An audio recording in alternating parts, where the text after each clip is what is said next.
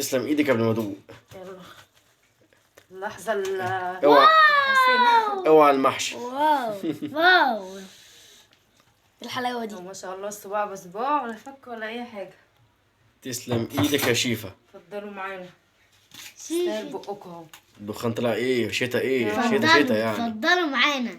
السلام عليكم ورحمة الله وبركاته. ازيكم يا حبايبي، عاملين ايه؟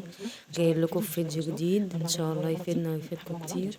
معانا بقى الكرنباية القمر ديت، نسلقها مع بعض، نقطعها ان شاء الله واحدة واحدة كده لحد ما نخلي الورقة، نحاول ان هي تطلع معانا سليمة. صلي بينا كده على النبي ان شاء الله. بس نحاول نقطعها واحدة واحدة لحد بس ما الورقة تطلع معانا كده حلوة ومظبوطة، عشان نعرف نقطعها كويس، تبقى الورقة حلوة كده معانا في اللف.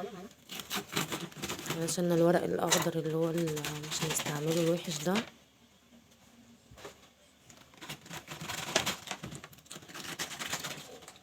واحدة واحدة كده مع بعض. حاولوا لما ان شاء الله واحدة يعني تجيب كرنباية ما تجيبهاش تبقى مكبوسة قوي، انا يعني تبقى مهوية شوية كده، عشان تبقى تعرفي لما تيجي تقطعيها تتقطع معاكي كويس. انا حاولت ان انا اجيبها كده بس ما لقيتش الصراحة، فجبت ديت. فالورق طبعا كانت مكبوسة شوية، كنت بحاول على قد ما اقدر ان انا اطلع الورقة مظبوطة. نسمي الله وان شاء الله كل حاجة تطلع سهلة.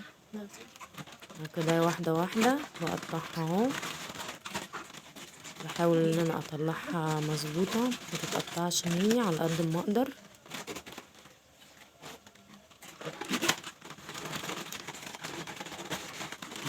طبعا محشي الكرنب ده ايه في الشتاء ايه، طبعا محدش يقدر يستغنى عنه، الناس كلها تعشق المحشي الكرنب ده. في بقى طريقة تانية ممكن تعملي بيها، في ناس يعني بتقلبها وتقطعها زي خرط كده، تطلع معاكي برضو هي حلوة ومش حلوة في نفس الوقت، بتخلي الورقة مش في الاتجاه اللي انت هتلفي فيه، تبقى مش مظبوطة قوي.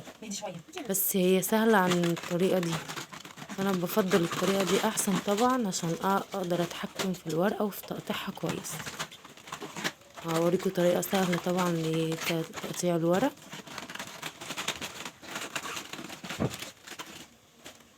واحدة واحدة كده انا بحاول معاها واحدة واحدة على قد ما اقدر ان هي ما تتقطعش مني، الورقة تطلع سليمة. شيل بقى القلب بتاعها ده، تبتدي بقى تتقطع معايا بكل سهولة. قومي كده بقى وتشجعي كده، واعملي بقى حلة سخنة كده مع حلوة كده لأولادك وجوزك يفرحوا بيها. هنا بقى كنا قطعنا خلاص الكرنباية، هنا معانا مية سخنة على النار، هنزلنا بكوباية معلقة كمون، معلقة ملح، كمون ده عشان الريحة طبعا، تدي ريحة الكرنباية حلوة. حطيت طبعا معلقة سكر عشان الكرنب ما يتعبش المعدة وكده، خلي كمان الورق يبقى مسكر كده وطعمه حلو. طبعا الكرنب لما بنيجي نسلقه نحاول ما نسيبوش كتير في المية المغلية، على قد ما نقدر ما يكملش 15 ثانية كده على النار، ونشيلها على طول، عشان الورقة لما نيجي نقطعها ما تبقاش معانا مهرية، ونيجي نلفها تبقى ملفوفة كويس. ده اول ما تحسي ان خلاص الورقة دبلت معاكي تقومي شايلاها على طول، يعني ما تسيبهاش كتير على النار عشان ما تتهريش منك. معلقة السكر دي بتفرق جدا في الطعم. كده كنا خلاص سلقناها كلها خلاص ما شاء الله، طلعت معانا ورق حلو. هنقطعها بقى مع بعض.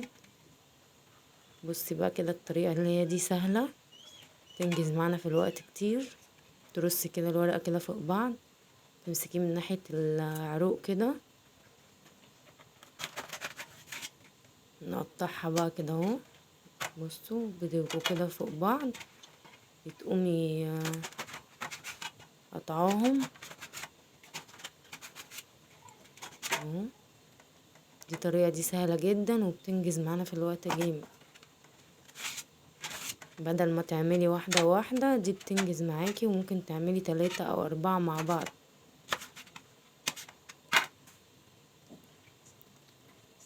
ايوه بصي كده طلعت معانا كذا ورقة اهي مظبوطة وسوا واحد. الطريقة دي سهلة جدا، جربيها وهتعجبك.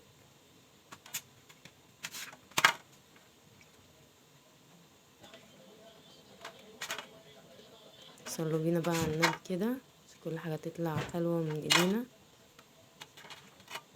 كل ست طبعا مصرية بتطلع من كل حاجة من ايديها حلوة.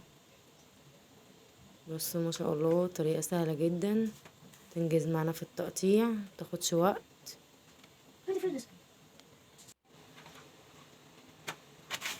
جميلة جدا. في بقى الطريقة دي برضو حلوة برضو، مش وحشة، سهلة برضو. الصوابع بتطلع مقاس واحد برضو كده. بس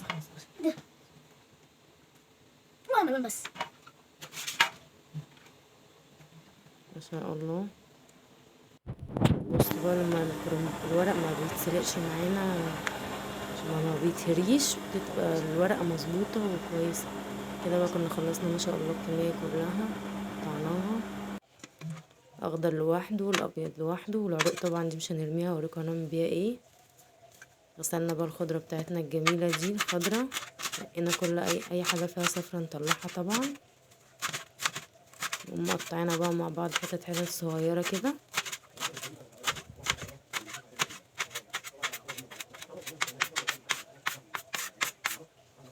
طبعا تنقيها كويس لو فيها ورقة وحشة او ورقة صفرة، ده بتتنقى تتغسل طبعا قبل ما تقطعيها. انا كنت غسلها كويس قوي وسبتها طبعا تنزل ميتها عشان لما نيجي نقطعها كده تبقى حلوة كده معانا. ما شاء الله خضرة اهي وحلوة. الشتا دي طبعا الخضار عامة بتاع الشتا ده بيبقى جميل. نجرب مع بعض حاجات حلوة، نسمي كده ونقطع كده مع بعض الخضرة.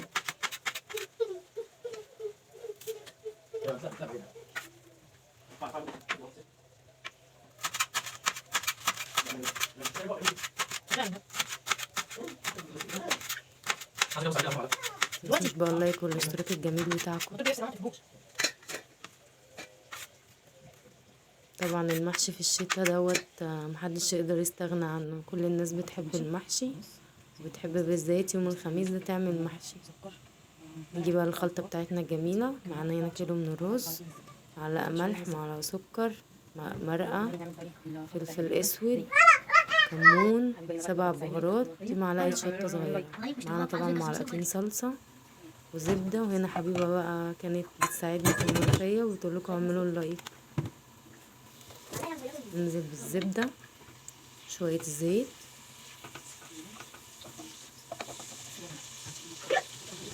معلقتين من الزيت كده مع الزبدة،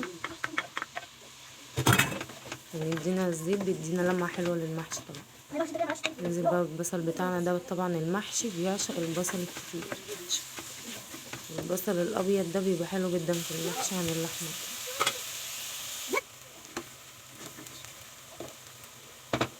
هنا بقى الفراخ معانا كانت بتتسلق ما شاء الله. نقلب بقى في البصلايه كده لحد ما تبقى مصفرة كده معانا، وننزل بيها بالصلصة، معلقتين من الصلصة ننزل بيهم على البصلايه. ننزل بقى بالتوابل بتاعتنا الحلوة، 7 بهارات، فلفل اسود وكمون وملح، معلقة من الشطة ومكعب من المرق. ننزل بقى بالطماطم بتاعتنا اللي احنا عصرينها. الطماطم بتاعة المحشي مش بتتصفى، بتنزل على طول بالقشر بتاعها،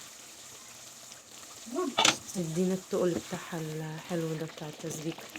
هنا بقى ما شاء الله كانت اتسبكت معانا بقى التسبيكة خلاص وخلصت. ننزل بقى بنص الخضرة على التسبيكة على النار، نقلبها شوية كده على النار. هقول لكم النص التاني ده هنعمل بيه ايه. نقلبها كده تقليبة حلوة كده على النار.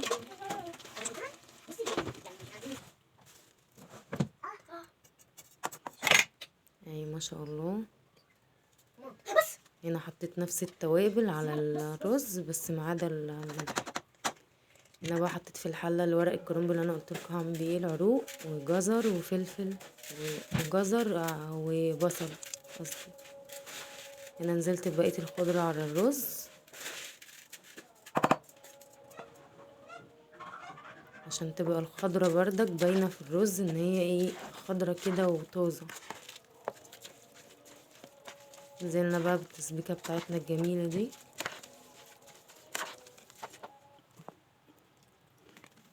ما شاء الله الخلطه كانت حمرا وحلوه كده. معلقتين الصلصه دول بردك بيدوها تحميره حلوه كده. نزلت بمعلقتين زيت عشان طبعا يخلي الرز معانا مفلفل. نلف بقى معانا كده بسم الله واحده واحده. وما شاء الله الصباع ما فيهوش اي حاجه، ما فيهوش رز، سوا واحد.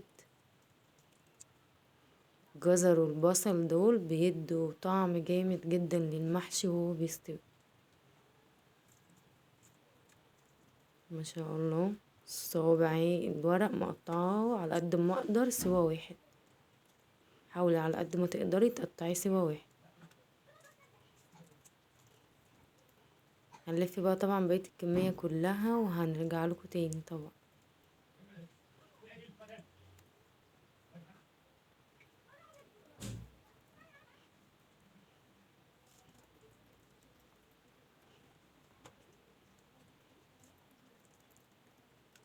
حاولي بقى ترصيهم كده جنب بعض يدينا بقى شكل حلو بتاع الرصة دي.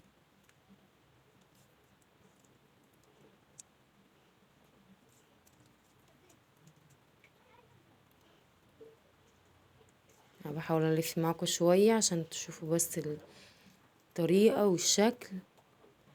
الصوابع معلهاش رز خالص، نظيفة طبعا. وانتي بتلفي تحاولي ان انتي تنضفي الصباع ما يبقاش عليه رز خالص عشان ما ينزلش الرز كده في الحلة كده وهو بيستوي كده. بقى بعد ما شاء الله لفيناه شوفوا الشكل تحفة. هنا بقى معانا شوربة على النار في نفس الحلة تاني بتاعت الخلطة. نزلت بمكعب زبدة كده بعد ما غليت معانا. ننزل بقى بالشوربة واحدة واحدة كده لحد ما يبقى قبل الصباع كده يكون باين، ما يكونش غرقانة لحد فوق. طبعا نهزها كويس عشان الشوربة تنزل تحت كده. الصباع يبقى باين كده ميبقاش متغرقة كتير شوربة. هنا بقى خلاص بس كده ما شاء الله بيستوي. وهي دي الملوخية بقى على النار والنهار بقى مع بعض ونيجي نعمل تاني. كده بقى بعد ما خلاص الاكل استوى عملت لهم شويه صنع عصفور حلوين، شويه ملوخيه كده حلوه ستايل بقكم محشي. ما شاء الله خلاص اتفرجوا عليا ايه مش قادرين. حلو بقى. نفضي بقى المحشي بقى الجميل بتاعنا. ما شاء الله تحفة تحفة. حط الفلفل الاول. تسلم ايدك. نفضي بقى الكرنب بقى. تسلم ايدك قبل ما ادوق. يلا اللحظة اوعى الحاسمة. اوعى المحشي. واو واو الحلاوة دي. ما شاء الله الصباع بصباع ولا فك ولا اي حاجة. تسلم ايدك يا شيفا. اتفضلوا معانا ستايل بقكم اهو. الدخان طلع ايه شتا ايه شتا اتفضلوا شتا يعني. اتفضلوا معانا. يلا يا احمد دوق يا احمد دوق. قولوا رأيكم بقى. يلا دوق. اوعى الوحوحة. دوق معاهم يلا قول رأيك. وشهم مش باين من الدخان. تحفة تحفة. وشهم مش باين من الدخان. لا جميل. الله ينور. الله عجبكم؟ ينور. واو محشي الشتا. الشتا بقى محتاج ايه؟ محشي الشتا اهو. محشي بقى. اتشجعت قلت اقوم اعمل لهم شوية محشي سخنين. هو سخن موحوح. دفوه. عجبكم يعني؟ تمام. تسلم ايدك. يلا بقى لو عجبكم الفيديو ما تنسوش اللايك والاشتراك. تسلم ايدك. مع السلامة.